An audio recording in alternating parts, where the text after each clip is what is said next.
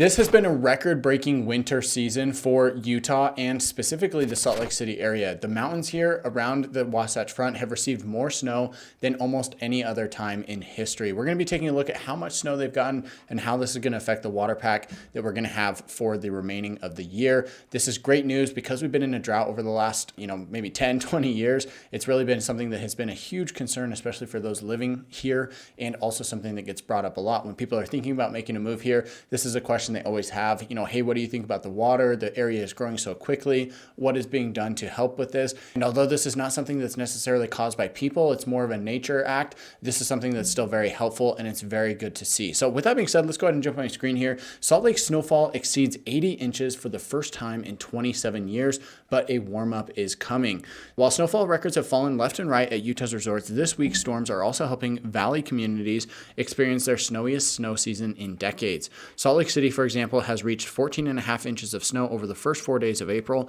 the most snow it has received in April since 1984. It also catapulted the city's snowfall total this season up to 87 inches, the first time it has surpassed 80 inches since 1996, according to the National Weather Service. The city needs another inch to break into the 10 snowiest winters over the past 138 years, though it likely won't get there this week. We just had a huge storm roll through over the last couple of days. We got almost 2 feet of snow at my house, and I know that other parts of the valley got anywhere from about 6 to 18 inches. Some on the benches even got 2.5 to 3 feet. So it was an absolutely crazy storm. We had a ton of snow out there and definitely adding to this total that we're seeing here. If we come down here a little bit further, this year probably won't come anywhere near the record as it remains about 2.5 feet below the record set during the 1951 to 52 season.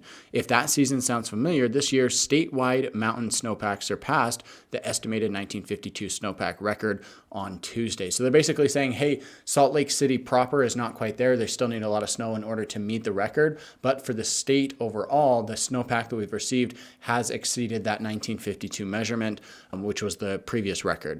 Coming down a little bit further here, at the same time, this year is off to an abnormally cold start because of the lack of storm interruptions. The first 2 months put Utah on pace for its 35th coldest year on record. It has been pretty cold. In fact, over the last couple of days, it's been very cold, especially for early April. Usually by April, we're in the 40s, 50s, maybe even the 60s on a pretty consistent basis. You're going to have some warmer days, some cooler days, but this is pretty typical. However, over the last couple of days, it's been pretty cold. So we are going through this cold spell, but it's going to warm up very quickly. Weather Service data notes that Salt Lake City's temperature remained 6.4 degrees below normal in March.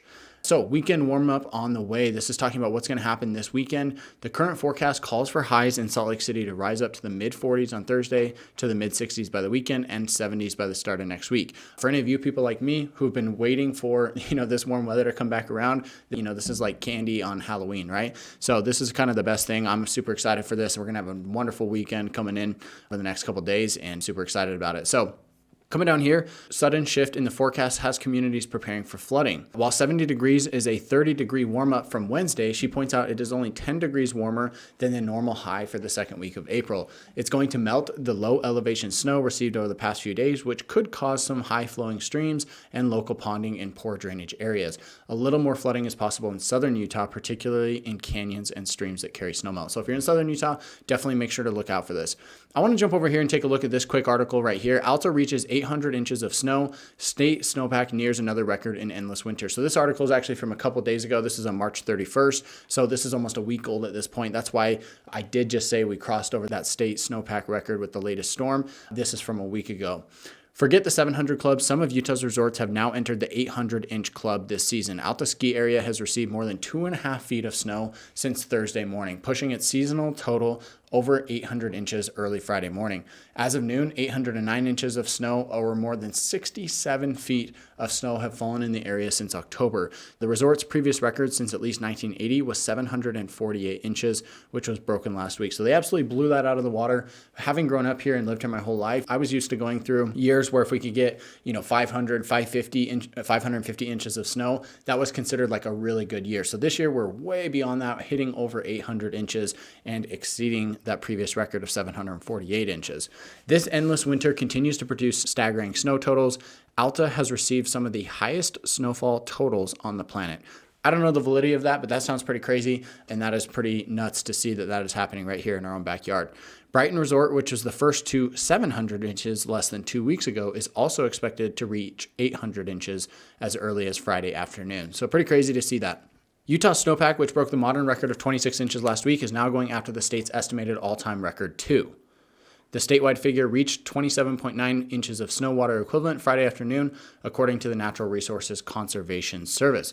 This season is now within an inch of the record, and it appears that it's going to surpass it soon. Man, this is just absolutely crazy. The outlook that calls for equal chances across the state.